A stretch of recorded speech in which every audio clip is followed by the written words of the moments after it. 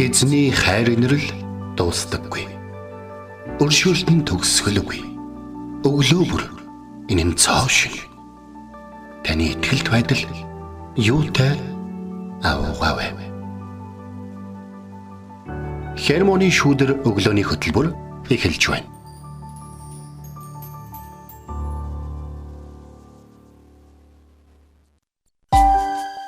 Өглөөний мэнд. Өглөөний мэнд хүргэе.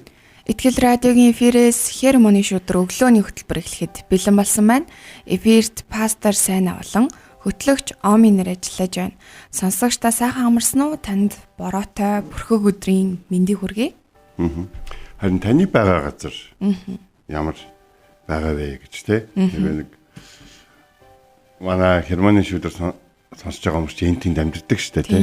Тэгээ нөгөө Омит хоёр ингээд 9-ийн тоог 9 талаас нь харчаал те. Энэ 9-ийн тоо байна гэж байгаа. Та нарын талд 6-аач байж магадгүй. Нэг л газар зурчихсан байгаа тийм дүрсөө. Тэгэхээр байгаа газарт чинь бурхан та нарыг хүршээх болтугай, бурхан та нарыг ивээх болтугай. Өнөөдөр юу бодож санаж байна? Юу хиймээр байна? Хиймээр байгаа зүйл дотор чинь буруу зүйл байвал эзний сүнс сануулж түүнээсээ эргэж зогсож хийх ёстой зүйл чинь үнэхээр эзнийх бол өнөөдрийн бүхий л саад бэрхшээл болон өөрлөгчөнд довтлох, унах гэж оролдох зүйлүүдийг сөрн эзнийг алдаршуулах тийм гайхалтай өдөр ахыг өрөөж байна гэж. Амен. Тэгэлгүй яхаа тэгэд та бүгдийн маань байгаа газар бүрт эзэн ажилласаар байгаад талархъя. Тэгээд үнэхээр бид хамтдаа өглөө бүр суралцаж эзэн дотор өсөж байгаа талархалтай байдаг шүү. Тэгээд бас бидний үйлчлэлийг үргэлж дэмжиж бидний ард залбирдагт баярлалаа. Тэгээд бидэнд бас бидний үйлчлэлийг дэмжих, залбирлаараа дэмжих тэдгээр зүйлсүүд маш чухал байгаа. Тэгээ бид нар хүн учраас өвддөг, янз бүр болдог. Тийм учраас бас та бүхэн маань бид хоёрын төлөө манай үйлчлэлийн маань төлөө залбирж өгөөрэй гэж бас энэ өглөө залбирлын хүсэлт хэлчихье. Тийм тэгээд өнөөглөө бас чимээгүй цагаа хийжсэн чинь ямар үг байсан бэ гэхээр яг одоо байгаа тэр хэцүү зүйлсүүдийг, шаналлыг магадгүй тэр үнс нормд байгаа юм шиг санагдаж байгаа тэдгээр зүйлсүүдийг эзэн эргүүлнэ, гоёл чимэглэл зөвлөлгнэ гэж байгаа байхгүй. Зүйлсүүдийг эзэн энэ өглөө үгтэй байлаа. Тэгээд та бүхний ч гэсэн яг байгаа газар бүрт бурхан ажилласаар байгаа. Тэгээд тэдгээр зүйлсд бас гоёл чимэглэл зөвлөх байх. Эзэн маш сайн тэр зүйлсүүдийг таны амьдралд төлөвлөсөн байгаа шүү гэдгийг энэ өглөө бас танд дахин сануулъя. За тэгээд өнөөдөр бүгдээрээ те Есүст итгэгч хүнийхээ хувьд бас нэгэн гайхалтай өдрийг өнгөрүүлнэ. Би та бүхэнд бас нэг уриалга гаргамаар байна гэхээр нэг 3 удаа Христ итгэлийн ах дүүстэй санаа тавьчаарай. Тэ хааны юу хийж яаж юм гэд санаа тавьчаарай гэж. Тэгэхээр хүмүүс ингээд хаяа над руу мессеж хийдэг байхгүй. За бие бодорой, бити санаа зовоорой. Бүх юм боломжтой болно гэдэг юм уу те. Тэгээд тэр мессежүүд ингээд мэдээж ингээд өөрөө ингээд нэвтрүүлэг хөтэлдэг юм чинь зөндөл мессеж уншиж байгаа. Тэгээ яг надад зориулсан гэдгээрээ маш юм гоё байдаг аахгүй. Тэгээ ингээд санагдаад байдаг гэж. Тэгэхээр бие биендээ бас урам тавиад бас нэг 3 хүнд нэг өнөөдөр нэг хөөе хай гэдэг нэг урмыг хүсэлжээрээ. Тэгээ сая энэ мессеж гэдгсэн чинь өчигдөр үйлчлэлийнхаа нэг би сошиал хаягуудад хариуцдаг учраас ер нь ерөнхий комментуудаа харж байхгүй. Гэсэн чинь нэг эмээ байрын нэг хүн бичсэн байна. Тэгээд жоохон сөрөг тал руугаа бичсэн юм шиг байгаа юм. Тэгээд хөдөлмөрөө шүт хөдөлмөрлөж амьдр гэд тиймэрхүү утгатай бичсэн байгаа байхгүй. Тэгээд тэрийг би харахтаа би хөдөлмөрлөж байгаа штэ. Өө юу штэ. Яг л Библийн дагуу. Тэг яг л Библийн. Тэгээд Христэд итгэдэг хүмүүс тэр тусмаа үнэхээр хөдөлмөрч байдаг даа гэж бас айгу нэг талаараа бодсон. Тэгээ бид нээс хүмүүст яг тэр ажил хөдөлмөр хийх тэдгээр зүйлсүүдээрээ бас хүмүүст харуулж гэрчилдэг байх ёстой болов уу гэж бас айгу бодогдсон. Тэгэхгүй бол бидний нөгөө за бурхан бүх юмар хах чинь гэд юу ч хийхгүй байгаад байдаг юм шиг бас зарим нь ойлголттой байдаг юм шиг санагдсан. Тэгэхээр бурхан бол энэ хөдөлмөрийг тэр зүйлсүүдийг бүтээсэн учраас бид бас маш сайн хөдөлмөрлөдөг тэдгээр хүмүүс шүү гэх. Тэгээ энийг бас өргөлжлөөлн та хийсээр байгаарай гэж энэ өглөө сануулъя. Тэгээд хамтдаа үгийн цаг руу орохоос өмнө магтъя. Тэгээд та баяр хөөртэйгээр бас эзний өмнө ирээд зүрстгэлээ нээгээд түүнийг магтаарай.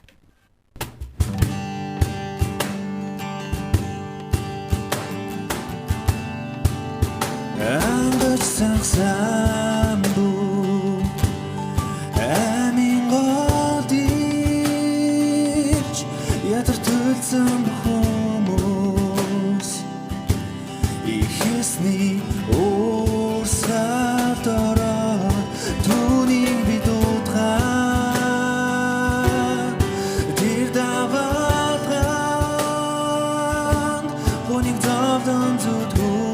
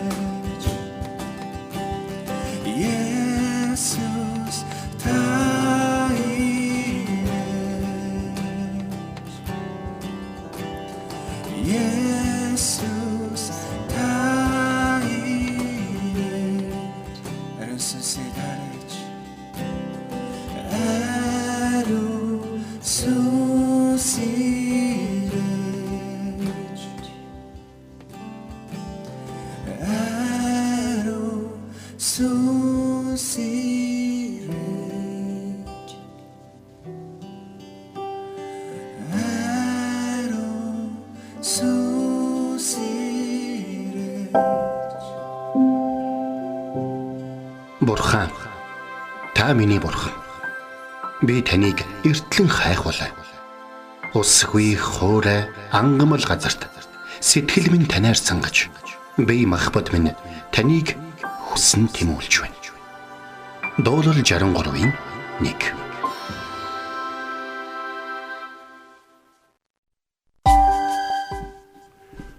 За өнөөдөр бид хамтдаа Ром номын 9-р бүлгийн 15 дахь ишлэгийг үзнэ. За энэ 15 дахь ишлэл бол Гитлэл номын 33 дахь бүлэгт гардаг тийм хэсэг байгаа. За энэ хэсэг бол ийм маш сайхан хэсэг байдаг. За тухайн хэсэг дээр гэтэл номон дээр ямар үйл явдал болдог вэ? Хурлын майханд болон Мөсегийн талаар гардаг байхгүй. Тэгээд нэг ийм үйл явдал гардаг юм. Мөсе өглөө босоод хурлын майхан руу явж байгаа. Мөсег өөрийнхөө майхнаас гараад ирэхээр хүмүүс бүгдээ ажиллаа зогсоогоо Мөсө рүү харна. Одоо энэ дөр зургийг бодоорой. Чи 2 сая гаруй хүн байгаа шүү. Тэгээ Мөсе ингээл одоо шин за би Мөсегөөс бараг 800 м зайтай нэг жоохон овгор газар дээр өндөрлөг газар дээр зогсчихлаа гэж бодъё юм. Бүх хүмүүс зогссон. Ингээд пауз тавьсан юм шиг Мөсе ганцаараа алгаж яваад хурлын майхан руу оронгууд бүгд ажиллая. Тэгээ Мөсе хурлын майхнаас орой гараад юу руу явах үед бүгд бас зогсоод Мөсе рүү харддаг байсан гэж. Мөсе бол өнгөрсөн амьдралтай, эзэнтэй тэмцэлцэн амьдралтай, эзний өршөөлийг хүртсэн амьдралтай, эзнээс суралцсан амьдралтай. Тэгээд бас даруухан Мөсе бол твцсэн амьдралтай. Тийм нэгэн хүн байсан. Бүгэлбүтэн ард түмэн өөрийг нь дагж яхад их чин түүнийг дагах. Бүгэлбүтэн ард түмэн түүнийг хүлээн ширж яхад ах нь хүлээн шир. Тэгэхээр ийм нөхцөл байдал байсан боловч эцэст одоо тэр гэтэл намын 33 дугааргийн тэр хэсгээр гарч байгаа зүйлээр эзэн өөрийнхөө зарцыг би энэ хүнээр дамжуулж ярьж байгаа гэдгийг хүлээн зөвшөөрүүлсэн учраас түүнийг алхаж явахд нь ард түмэн тэгж ханддаг байсан байна. Учир нь тэр хүн өөрийнх нь төлөө хурлын майхан руу алхан явж байгаа гэдгийг Израилийн ард түмэн мэддэг гэсэн. Бас өөрийнх нь төлөө тэнд залбирч өөрийнх нь төлөө хаашаага дараагийн нүүдэл хаашаага эндээ тэр бүхнийг хийж өөрийнх нь болон гэр бүл болон өөрийнх нь одоо нөт нь амарх хүмүүсийн төлөө Мөсе тэр бүх зүйлүүдийг хийж яваа гэдгийг бол ард түмэн сүлдээ ойлгож мэдсэн байсан. Хамгийн гол зүйл нь амьд бурхан цорын ганц оршигч бурхан энэ хүнийг сонгож энэ хүнээр дамжуулж биднийг аварсан гэдгийг үл мэддэг гэсэн. Бас нэг зүйл нь энэ хүн өөрөө бурхан биш. Харин энэ хүнийг бурхан сонгосон гэдгийг мэддэг байсан. Бид ийм энгийн ойлгомжтойсоо юу хоёр дээр нэмэх нь хоёрыг үрчиг нь хоёр яриад байгаа юм бэ гэж гэдэгтэл яг ийм энгийн зүйлүүдээ бид нэр хоромхон төдий мартахад л тэр нэг ийм гинжин хэлхээс тасарч байгаа. За тэгээд бидний мэдэх нэг ийм үйл явдал болж байгаа юм л да тэр эзэн Мөсед ингэж хэлж байгаа. Би бүх сайн сайхнаа өмнөрч өнгөрүүлэх болно. Тэгээд эзний нэрийг чиний өмнө чиний төлөө тунхаглах болно. Бас нэг юм. Би нэгүүлс хүнээ нэгүүлсэн. Би өрөвдөх хүнээ өрөвдөнө гэж. Тэгэхээр энэ эрх надад байгаа. Тэ? Та нар надаар зарим хүнийг уучлуулах гад өршөөлөх гээд надаар хүлээн зөвшөөрөх гээд та нар дэлхий дээр байгаа бүх хүмүүсийг гэрчээр дуудаад тэ одоо юу гэдгийг сүм болгон 12 тангарагтантай болоод эсвэл сүм болгон өмгөөлөгчтэй одоо юу гэдгийг шүүгчтэй бодоо прокурортой боллоо ч гэсэн би өөрөө мэднэ. Би өөрөө өрөвдөх хүнээ өрөвдөж өршөөх хүнээ өршөөнө гэж эзэн хэлж байгаа. Тэгэхээр Паул бол Ром хотынд очиж амжаагүй байсан. Очиж амжаагүй байх үедээ Ромын захиаг бол битсэн. Паул өөрөө очиод тэдэнтэй хамт байж байгаа дараа нь тэдний дунд эзэн Есүсийн төлөө амиа өгсөн шүү дээ. Гэтэ Паул нэг зүйлийг аягуулсан мэжсэн. Та нар нийслэл хотод амьдардаг гэв. Тэ? Та нар Ромын эзэнт гүрний одоо төвд байдаг гэв. Та нар амжиргаа дээгүүр магадгүй их зоостой тэ та нар бас юмдаа ойрхон юмыг олж авах чадaltaй гэв. Та нар өөрсдийгөө бурханд ойрхон гэж бодож болохгүй. Та нар олон хүмүүсийг өрөөх чадaltaй, та нар олон хүмүүст туслах чадaltaй. Одоо тэгээд ер нь хүссэн бүхнээ ер нь хийж хэрэгжүүлэх боломжтой тийм нөхцөл байдал тогтолцоонд донд байдаг гэд. Бурхны авралын тэр гайхалтай төлөвлөгөө, тэр төлөвлөгөөний биелэл, тэр төлөвлөгөөний арга замаас хідээч дээгүүр байдаг гэж байна. Өнөөдөр ингээд Паул Ром 8 дугаар бүлэг бол хайрын бүлэг байхгүй. Тэгээд Паул 9 дугаар бүлгээс эхлээд ярьж байхдаа юу гэж ярьж байгаа гэхээр би юу хэлэхдээ шодрог болсон юм гэж бурханд байхгүй штэ. Огт үгүй. Бурхан зарим хүнийг өршөөхгүй байгаа мэт та нар санагдаад байвал энэ бурхны эрх мэдлийн хэрэг. Бурхан яагаад өршөөхгүй байгааг бурхан л өөрөө мэдж байгаа. Бид нар тэгээ энэ хүнийг өршөөхгүй байгаа юм чинь таны өршөөл биднэрт хэрэггүй гэж хэлэх тийм эрх мэдэлтэй, өөр арга замтай, өөр төлөвлөгөөтэй, бие төлөвлөгөөтэй хүмүүс бол биш гэдэг. Тиймээс өнөөдөр бүгдээрээ өршөөлийн тухай ярих үед би хүнийг өөрийнхөө тухай бодоол гэж байна. Та жоохон шавхруутай наалдцтай аяг барьж хурж ирээд танд хайртай тий таны хайрладаг, танд хамгийн сайныг зориулж байгаа хүнээс хоол унд ч юм уу эсвэл цаймаа уух гэх юм бол тэр хүн яах вэ? Тохирол талчин гэж бодно шүү дээ. Яах вэ? Энэ хүний хийж өгж байгаа хоолыг нэг ийм аяганд ицсэн ч яах вэ гэж тий. Агуул дээ. Хэрвээ та үнэхээр ингээд тэр хоолыг өөртөө чинь зориулаад тэр хоолыг өөртөө чинь дээжлээд барьж байгаа гэд мэдж байгаа л тий. Та өөрийнхөө аягыг эсвэл тэр гэр оронд хамаг сайн зүйлүүдийг бэлдэж өгөх хэрэгтэй. Та сайхан хоолыг эхнэрээрээ аяглуулан идэхийг хүсэж байвал малаа сайн маллаа, адуугаа сайн хариулаа гэдэг үг гэдэг байхгүй. Таны хийсэн зүйл чинь эргээд л явсаар агаад эцэст нь ингээд хоол болоод тань дээр баригдаж байгаа. Тэгээд бүхнийг ингээд гэр бүлийнхаа төлөө бэлдэж өгсөн гэж бид мэдж байгаа. Гэрийн хүн чинь тэр хоол ундыг бэлдэхдээ ямар сэтгэлээр бэлдэх вэ те? Бас ямар сэтгэлээр барих вэ гэдэг нь өөрөө гэрийн амьдралын нэг чухал хэсэг байдаг шиг өнөөдөр бид нэг зүйлийг ойлгож авах хэрэгтэй. Эзэн өөрөө өршөөх хүнээ өршөөж өрөвдөх хүнээ өрөвдөнө гэж хэлж байна. Энд нэг ийм зүйл хэлээгүй. Би устгах хүнээ өөрөө мэдэж устгаж те. Өөрөө мэднэ гэдэг үгийг бол хэлгээгүй. Яг тэгвэл тэртээ тэргүй нөгөө тал нь байгаа гэж.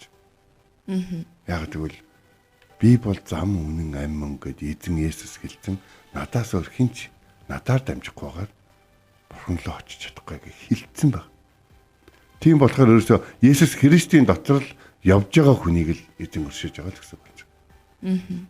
Өөр арга замаар хичнээн энэ дэлхийн бүх хүмүүс хөдөөн зөвшөөрөгдөх байдлаар яваад магадгүй сайхан сэтгэлтэй хүн байлаа гэд Есүст итгэдэггүй бол энд бол Бурхан өөрөө л мэднэ. Тэр хүн Есүст итгэдэггүй байсан шүү гэж ярьж байгаа хүмүүсийг би жоо ойлгодоггүй шүү. Ер нь бол тэр хүн Есүст итгэдэггүй үедээ би мэдэж байгаа. Яаж мэдэж байгаа? Тэгээ согтоо явж ирсэн. Тийм аа. Тэгээ бид хоёрыг яриад зогсож байгаад гимшээ зогсож байвал яах вэ? Гэж. Тэгээд ингээ гим нүгэлтэд эвдрээд иж болохгүй сайн гэдэг. Би ерөөсөө илэрхээ. Зүгээр бидний Бурхан ямар өршөөнгүй агуу нэгэн бэ гэдгийг л мартаж болохгүй л гэж хэлгээд. Бидний Бурхан тэр хүнийг 1000 удаа согтуу байсныхын дараа ч гэсэн хүлээж авна гэж шийдсэн бол тий. Бид нар чи 3 удаа л архи байх юм бол манаас өмнө дахиж ирэхгүй шүү гэж хэлдэг. Бид нар шиг нэгэн бол биш. Тэгэхээр бидний бодох ёстой зүйл нь би бүхий л сайн сайхнаа өмнөр чинь өнгөрүүлж эзний нэрийг чиний өмнө тунхаглана гэж эзэн хэлснийхаа дараа хэлж шв. Би чиний сайн сайхныг чиний өмнөр явуулна.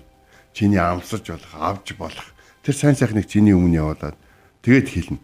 Би энийг энийг авах хэрэгтэй хүнийг өрөвдөх бас өршөөх хэрэг нь надад байгаа юм шүү. Тэгэхээр өршөөх гэдэг үгийг бол миний хувьд бол нөгөө Бурхан өршөөх гэдэг үгийг бол чөлөөтэй хэрэгэлдэг. Тэ? За энэ тал дээр Бурхан чамайг өршөөх болтгой. Яа тийм би гэж зарим хүн ингээл уур моорн янз бүрийн хэлдэг л тэгээд чи одоо яах юм бас л Есүсээ ярих вэ гэхтэн энэ тал дээр Бурхан чамайг өршөөх болтгой. Чамайг өөрийнхөө хэлсэн ярьсан зүйл харамсах өдөр эзэн чамайг өршөөх болтгой. Хэрс бид нартай Бурхан чамд хариу өгч юм барина гэдэг нэг юм том ахыгаа дуудаж байгаа юм шиг сэтгэлгээгээд огт амьдарч болохгүй байхгүй. Тиймээс өнөөдөр нэг л зүйл өршөөл Бурхан хүнтэй өөрийнх нь тухай ярилцдаг гэдэг бид нэр өөрсөө мартаж болохгүй. Бас нэг зүйл нэхэд бид нар хин нэг шийтгүүлэх гээд амжилт олохгүй болов. Харин өөртөө өршөөлийг хүртэхэд бол харин эзэн үг талыг нээж өгсөн шүү. Харин эзэн бидний хамгийн дурггүй хүнийг ч өршөөх хэрэгтэй амьд Бурхан гэдгийг бид нар мартаж болохгүй. Тэгээд ч эзэн биднийг дайснаа өрөвдөн хайрлах гэж бол заадаг. Бид нар дайснаа өрөвдөн хайрлахгүй байж ич өөрийгөө хүнийг өршөөхгүй байж өөрийгөө өршөөлөх тухай ярих, хүнийг хайрлахгүй байж өөрөө хайрыг хүртэх талаар эзэнтэй ярилцах нь тийм ч зөв арга зам биш байх. Тэгэхээр нэг л зүйл байна. Хичээдэг хүсдэг хүмүүсээс бол хичээглээ хүслээ гэд биш. Харин өршөөл бурхнаас бүх юм хамаардаг шүү гэдэг үг яг энэ бичээтэй байдаг. Эзэн таныг өршөөх болтугай. Тэгээд тэр таны үгээр биш. Тэгээ хин нэгнийг одоо өршөөхгүй аврахгүйгээ шийдэхгүй. Харин таны хайр өршөөл, таны нэгүсэл, таны гэрчлэлт амьдрал нь хин нэгэн бурхан өөрийг нь өршөөж магадгүй, бурхан өөрийг нь хайрладаг юм шиг байна гэсэн тэр гэрчлэлийг өгч чадна гэдгийг та өөрөө бодож яваарай.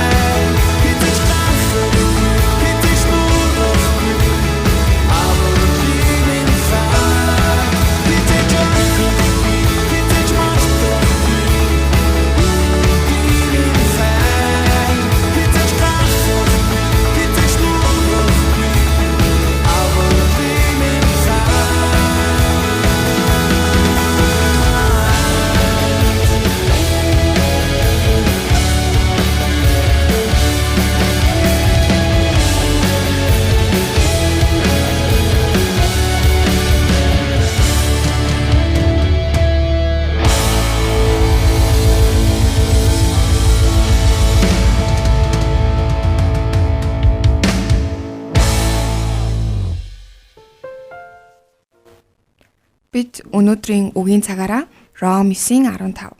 Учир нь тэр Мосед би өршөөх хүнээ өршөөнө, би өрөвдөх хүнээ өрөвдөнө гэж айлцсан юм а гэсэн ишлэлийн дагуу Ром 9-р бүлгээс хамтдаа суралцлаа. Тэгээ эзэн бол маш өршөөнгүй, бурхан бол өршөөнгүй нэгэн. Тэгээ биднийг өршөөж, инэрч үргэлж хайрлаж байдаг. Тийм ч учраас бидэнд хайрт хүүгээ өгсөн, хүүгийнхаа амиар хүртэл золин байж аварсан тэр нэгэн. Тэгэхээр бурханы энэ өршөөнгүй байдал эдгээр зүйлсэд бид бас суралцах хэрэгтэй. Бид нар өөрсдөө бурханаас өршөөл авсан шигэ бусдыг бас өршөөд сурах талаар өөрсдөө дахин сануулах цаг байна. Тэгээд дуулал ном дээр ч гэсэн гарсан байдаг те. Учир нь эзэн бол нэгүүлсэнгүү, өршөөнгүү, уурлахтаа одоо хайр инэрлэр дүүрэн гэсэн байдаг. Тэгэхээр бид эдгээр зан чанаруудыг бие бинийгээ инэрч хайрлах, бусдад өршөөнгөө хандах тэдгээр зүйлсүүдэд хамтдаа суралцъя. Тэгээд бүгдийг бурхан мэдж байгаа. Бурхан өршөөнө гэсэн бол өршөөд. Тийм учраас бурханд тэр бүхэл итгэл найдвараа бурхан бүгдийг мэддэг учраас тэр уужуу гэхүү те тэр өршөөнгөө зурсгэлтэй та байгаарай гэж энэ өглөөний үг бидэнд сануулж байна. Тэгэхээр итгэл радиогийн утас руу олон жил одоо залгсан хүмүүс надтай ирдэг байсан. 13 оноос хойш одоо би ч юм тэзээ утсаглаа. Саяхан 2 сарын өмнө л баг. Тийм. 2 сарын өмнө хүртэл итгэл радиогийн утас руу хэрвээ залгах юм бол надтай ирдэг байсан. Заримдаа шөнө 2 цагт. Тэгээ ярьдаг байсан. Тэгээ ярих үед хүмүүс ямар нэг юм өөрийг нь дээд хэмжээнд игдүүцүүлсэн, тухгүй болгосон, өөрийг нь хохироосон тий. Одоо юу гэдгийг өөрийнх нь урмыг хугалсан тийм зүйлийн талаар яриад бурхан хөдлөхгүй байгаа талаар нэг их ярьдаг. Өмөрөхгүй байна, басахгүй байна, тэрнийг юм зогсоохгүй байна. Тэгээ яах юм? Тэгэхээр яг ингэсэн гэдэг. Тэгээ би ингээд сонсдог байхгүй. Нэг удаа би нэг 22 минут хүн загнуулж илээ. Тэгээд ингээд сонсоод дуусангууд за чи юу гэж бодож юм хэрэг миний бодол тийм чухал гэж. Тэгвэл би чам чал дэмий ярьсан үгүй. Чи ярих хэрэгтэй байсан, хэнийг сонсох хэрэгтэй байсан. Тэгээ би чам сонсож өглөө. Тэгэхээр би шал дэмий ярьсан. Одоо бурханд ярих хэрэгтэй. Тэгсэн чи сая тэгээд бурхан чинь сонсоогүй мө гинэ. Тэгэхээр хаяглах хэрэгтэй. Бурхан годомжинд уурлаад бохондоо чулуу өшөглөө те чулуу авч чидээд те өөлаад хашгираад газар хөвтээд одоо юу гэдгийг те янз бүрийн юм ирах зүзүүлээд тэгээд арайчтай нэрээ тэгээ та байна яагаад хүмүүс намайг ингэж байгаа юм гээд ингэ бурхан ойлгоно. Ер нь дуулал намайг уншихаар тэгсэн л бах тэр нөхдүүд агуу магуу дотор дээр шороо мороо толгоо үнс толгоон дээр хасгаалтай бүр тэд нар бүртээ эднэрийн бурхан тэгээд хүнээ ийм болоод байгаа дэр нь сонсож байгаа мó гэмээр л байсан л ах яа маа одоо юу гэдгийг бүгдээрээ те. Гэтэ бурхан өршөөх хүнээ өршөөж нэгүүлэх хүнээ нэгүүлсэн.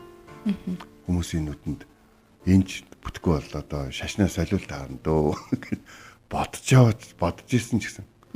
Бурхан нэг гараа сонгаа барьсан бол тэ шавар тулаа авч ирсэн ч шороо тулаа авч ирсэн ч үнсэн дунд байсан ч тэр гарыг бурхан бол тавихгүй гэдэг бид нар санаж байна. Амен. Тиймээс бурхан өршөөсөн бол тэр өршөөл нь худлаа байсан байна, занг байсан байна гэж хизээч битгий бодоорой. Өршөөл нэгүслэр тоглодог нэгэн бол биш. Хуурамч үзэгдэл үзүүлдэг нэгэн ч биш. Яагаад гэвэл тэр энэ өршөөлийг өгөхийн тулд цорын ганц хайртай хүүгээ өгсөн тийм нэгэн шүү дээ. Амен. Тэгэхээр бүгдээрээ одоо энэ цаг учраас юм залбирая.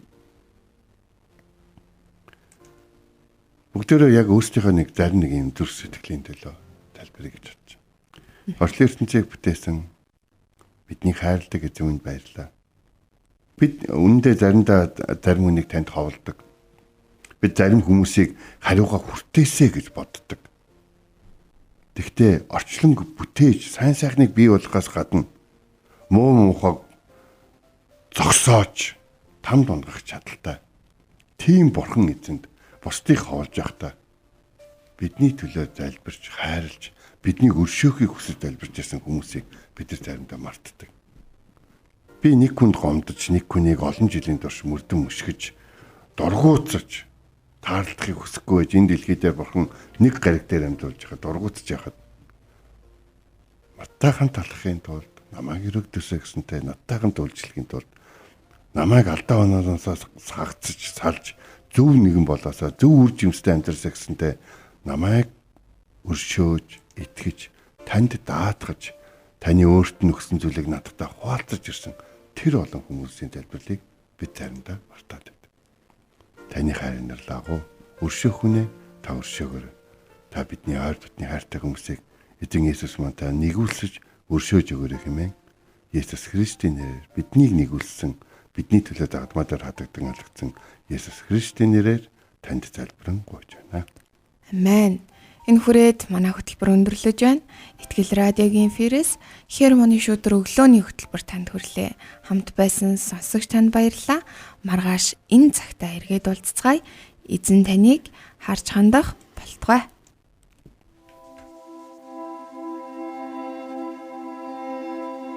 Эзэн зүрхийг чинь Бурхны хайр ба Христийн төвчөрт чиглүүлэх болтугай. Хермоны шүдэр өглөөний хөтөлбөр танд хүрлээ.